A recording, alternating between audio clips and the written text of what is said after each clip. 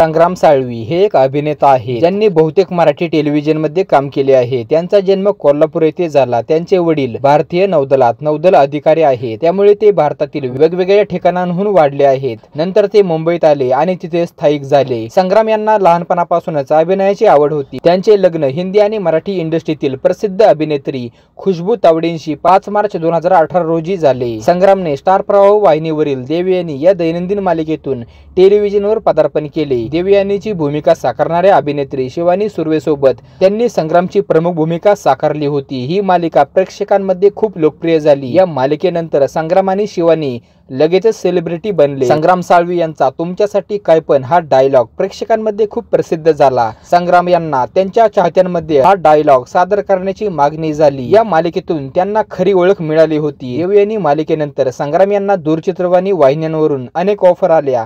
त्यानंतर त्यांनी सरस्वती, कुलस्वामिनी, सूर राहू दे इत्यादी अनेक मराठी मालिकांमध्ये भूमिका केल्या। त्यानंतर त्यांनी झी युवावरील गुलमोहर मालिकेत काम केले। या मालिकेत त्यांनी नवीन अभिनेत्री सायली संजीव सोबत युवराज देशमुखची भूमिका साकारली। सूर राहू दे मालिकेत त्यांनी गौरी नलवडे सोबत तन्मयची भूमिका साकारली। 2015 मध्ये मितवा या चित्रपटातून संग्रामने मराठी चित्रपटसृष्टीत पदार्पण केले।